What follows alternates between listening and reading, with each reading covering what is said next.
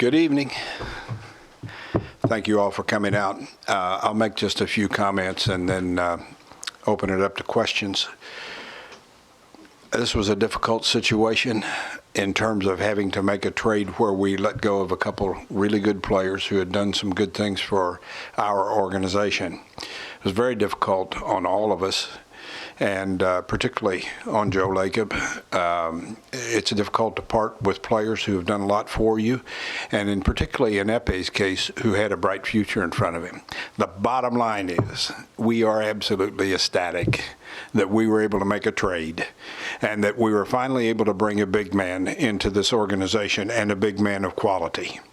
You know that we tried to get two of them previous to the beginning of this season. And since Joe took over under the leadership of Peter and Joe, our mandate has been be aggressive. Let's get something done here. Some of you from time to time even wrote it's the same old thing, or the fans have said that. It's not the same old thing anymore. We took a bold step. We know it's a bold step. We're happy about it.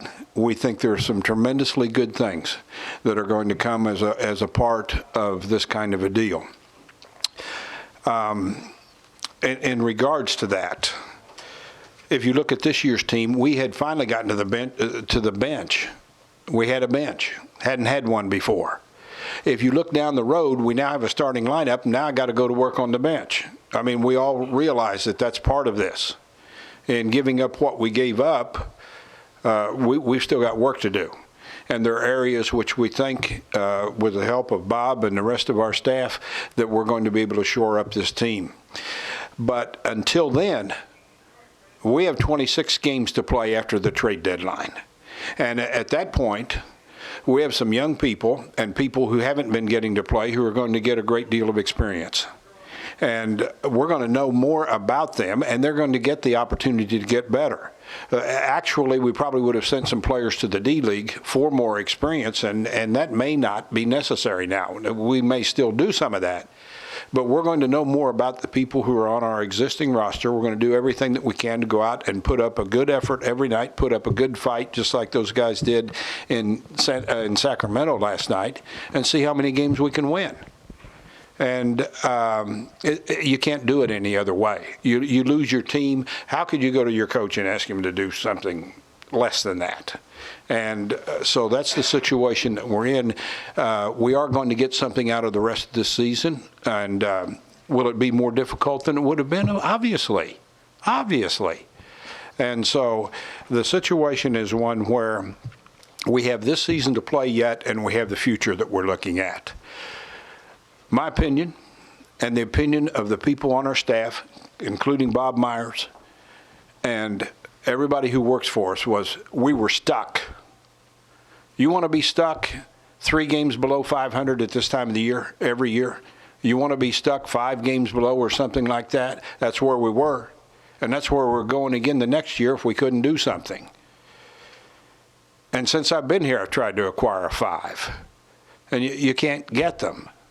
And so it's a situation where we've solved a problem. Now, did it come without issue? Heavens no.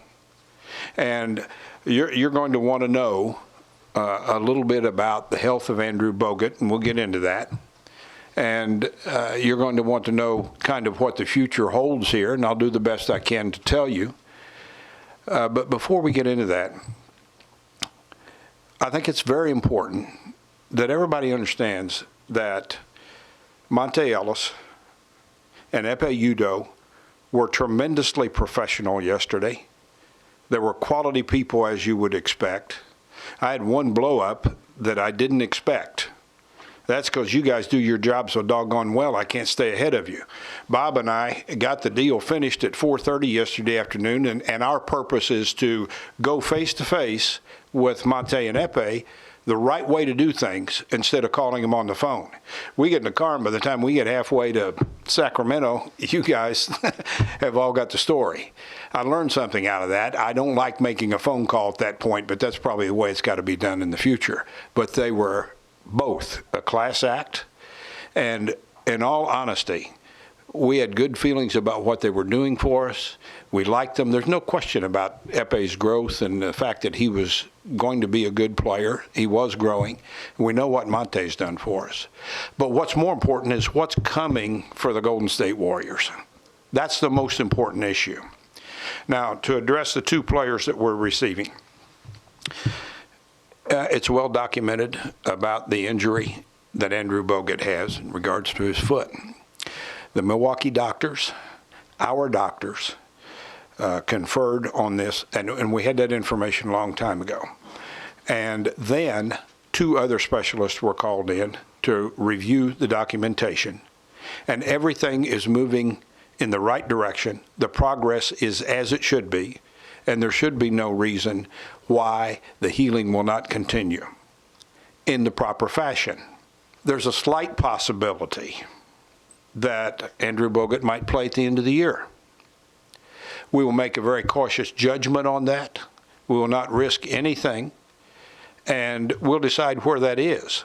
He will arrive, he's probably in town right now, but he will take his physical tomorrow morning, and there'll be another CT scan, and we'll keep working with that. So we'll be working toward his recovery whenever that is. He's absolutely enthused about being a part of the Golden State Warriors, and that's part of the culture change that we've attempted to change here through Joe Lacob, Peter Guber, and the organization itself. He's happy to be here.